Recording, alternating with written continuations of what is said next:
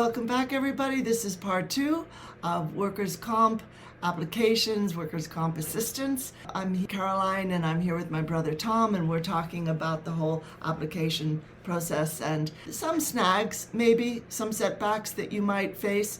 And we just want to reiterate, I'm not an attorney or doctor, neither is my brother. We're just sort of sharing his personal experience in the hopes that something that he mentions will be an encouragement or fill you in a bit on something that maybe you won't hear on the job site.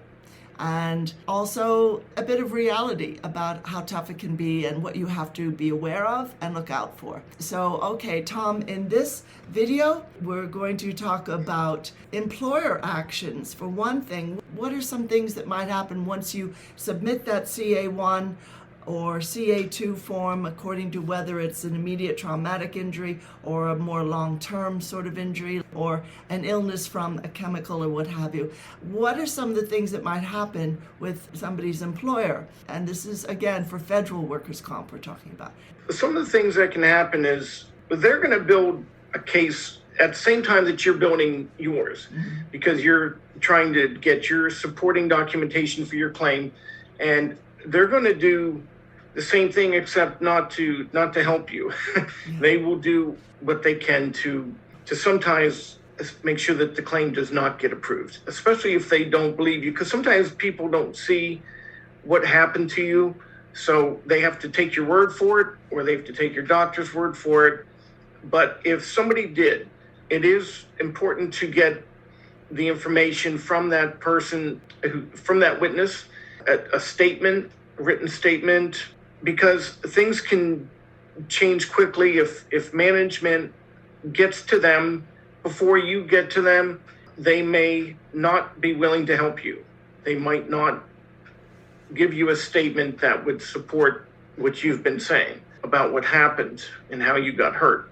Sometimes they're afraid to lose their job. The employee or person that saw, if it was a coworker that saw what happened, they may be worried about retribution from their employer.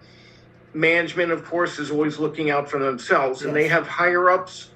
They have a boss too who is always going to tell them, we don't want this claim going through. It's going to cost us a lot of money, and we won't have an employee for X number of days or weeks or months.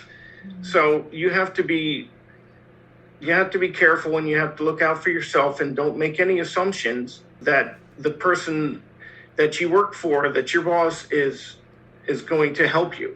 You might be friendly, you might get along great, but when this situation comes up, when you get hurt and you're going to be off work, that can change very quickly. All of a sudden, they may not be your friend anymore. And you don't want to make that assumption about your coworkers as well. You always want to think that they will help you and be your friend and stand up for you, but that is not always the case. It has happened to me, and it can happen to other people. So just look out for yourself, and if there was a witness to what happened, try and get a statement from them as soon as you can so that nothing changes, because it does sometimes. That's really important, particularly to get a statement from a coworker very early on, before management gets to them and says, don't be involved. I know you work with XYZ person. Don't get involved in this at all. Now, I want to ask as well, and excellent point, don't count on friendships, workplace friendships to come through for you, especially with the boss. But did someone call you from the Federal Workers' Comp office? Because when I applied for state workers' comp in California, when I had carpal tunnel, due to just constantly inputting numbers and data into the computer, and one job I had, I got phone calls. It might have been the insurance company for the company I was working for, I don't know, but I got phone calls from their people wanting to know what my hobbies were, trying to prove that I had injured myself in some way other than through the job. Does anything like that ever happen with federal workers' comp? Yes, but it usually is not in the form of a phone call. There is forms that you will have to fill out that will try and get you to admit to a hobby that could have caused your injury. And you never want to lie about any of it, about anything regarding your claim.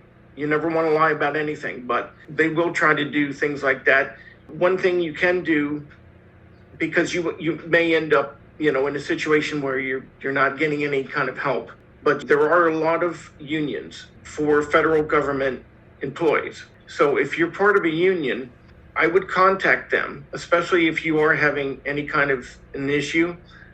You could contact them either way, just to give them a heads up that you've sustained an injury and you're filling out, the paperwork for a workers' comp claim, and let them know, what happened, when, and they will help you as much as they can if there's any issues.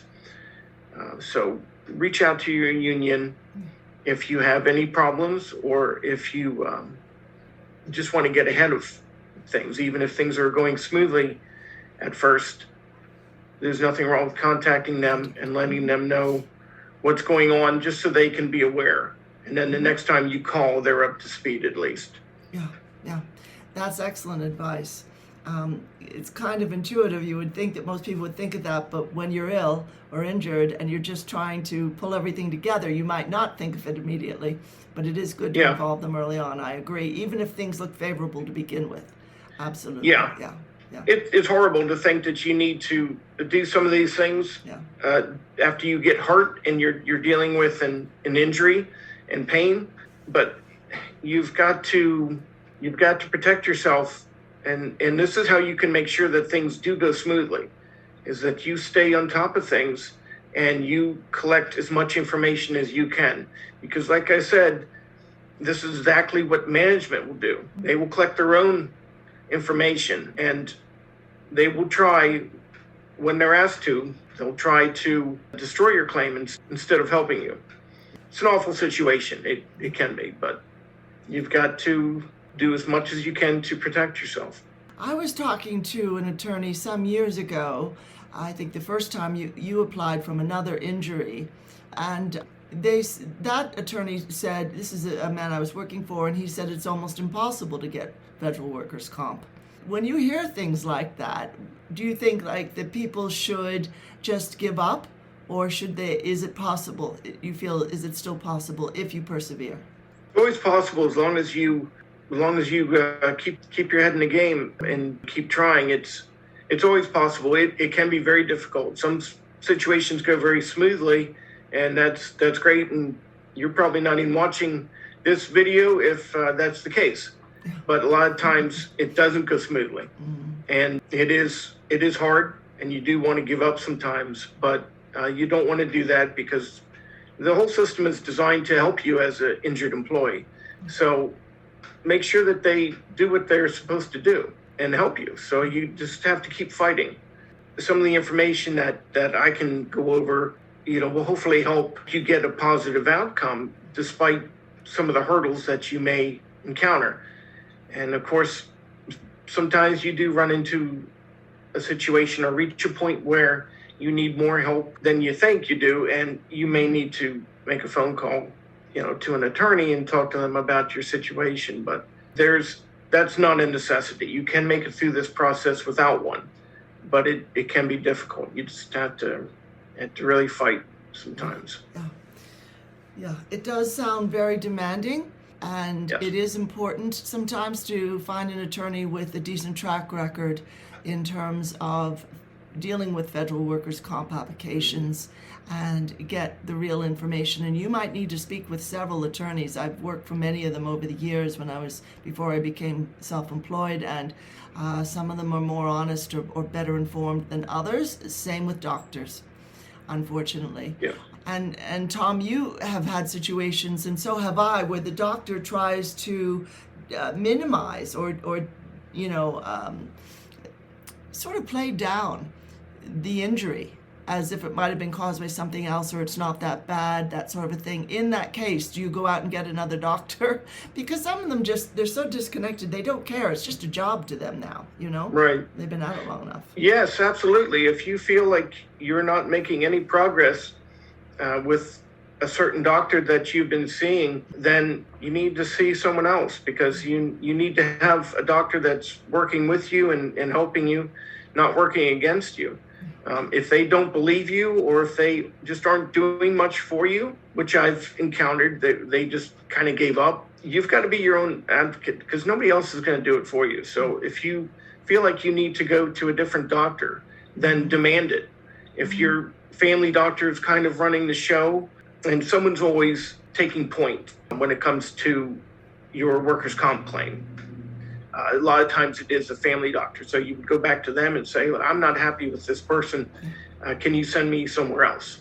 They will absolutely do that, because their job is to make sure that you get the care that you need. So you're talking about calling the insurance company and getting moved to another practice? You wouldn't need to call your insurance company. You would just need to either find a doctor on your own, or go back to your family doctor who might be overseeing this whole work injury process, and they'll find someone for you. All right. Most of the time. Okay. Well, that's very helpful. Thanks so much, Tom.